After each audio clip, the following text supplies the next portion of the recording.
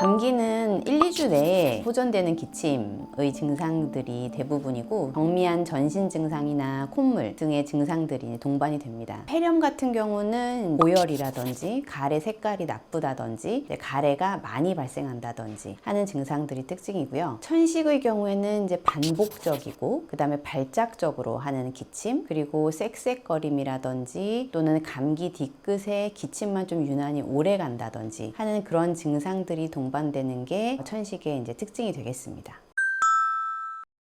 천식은 밤이나 새벽에 주로 기침이 좀 심해지는 양상이 있고요. 특히 밤에 기침 때문에 깬다, 그리고 운동 뒤끝에 기침이 좀 지속이 되고 힘들다, 기침과 호흡곤란에 쌕쌕거리는 숨소리가 같이 동반이 된다, 감기 뒤끝에 기침이 유난히 오래된다, 또는 봄, 가을에 또는 오랜만에 시골집을 방문했을 때 이렇게 특정 환경에 노출이 됐을 때 반복적인 증상이 나타나면 천식을 좀 의심을 해봐야 합니다.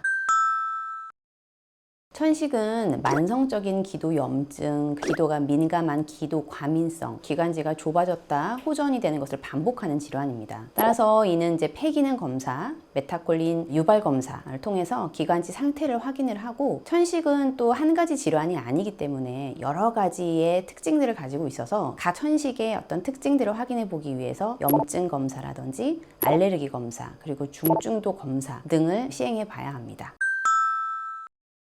봄철이나 환절기에는 여러 가지 자극들이 영향을 주게 되는데요. 꽃가루와 같은 알레르기 물질도 있겠고, 또는 일교차, 온도, 기온 차이, 그 다음에 미세먼지나 대기오염, 환절기에 이제 바이러스 감염의 증가, 이런 것들이 항상 또 존재를 하고, 진먼지 진드기나 반려동물 털, 비듬 같은 실내 항원들도 환절기가 되면 항원의 양이라든지 항원성들이 변경이 되게 됩니다. 그리고 이제 잘 치료되지 않았던 천식의 경우에는 위에 말씀드렸던 그러한 천식의 증상들이 더 심하게 악화될 수 있기 때문에 평소에 규칙적인 치료가 잘 되어야 하는 것이 중요합니다.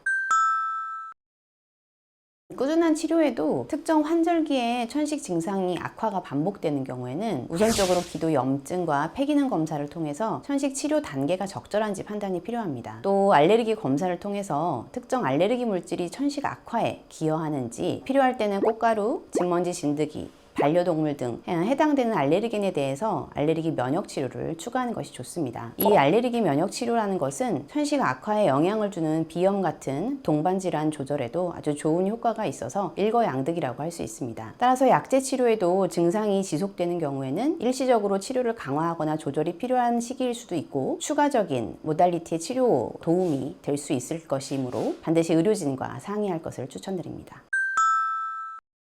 천식 환자라고 해서 모든 분들이 봄철에 반드시 더 조심해야 하는 것은 아닌데요. 천식은 환자마다 악화되는 원인이 다르기 때문에 꽃가루에 알레르기가 있는 분들은 봄에 증상이 나빠질 수도 있지만, 그렇지 않은 분들은 계절 변화 없이 비교적 안정적인 분들도 있습니다. 그래서 봄이라고 무조건 조심한다 라기보다는 본인의 천식이 어떤 계절, 어떤 환경에서 악화되는지 아는 게 중요하겠고요. 특히 봄 환경에 주로 잦은 악화가 있었던 환자분들은 외부 자극을 줄이고 실내 환경 관리를 하는 것이 도움이 될 수는 있는데, 그 환경 관리라는 것이 모든 외부 자극을 차단할 수는 없습니다. 특히 반려동물을 키우는 경우에도 완벽한 분리가 어렵기 때문에 환기라든지 청소, 침구 관리 등을 통해서 노출을 줄이는 게 현실적인 방법이고, 증상이 그래도 반복이 된다면 반려동물 알레르기에 대해서 면역치료 가능성을 전문의하고 상담해 볼 수 있습니다. 따라서 중요한 것은 생활 관리에만 의존하기보다 본인에게 맞는 치료 전략까지 함께 세우는 게 중요하다 할 수 있겠습니다.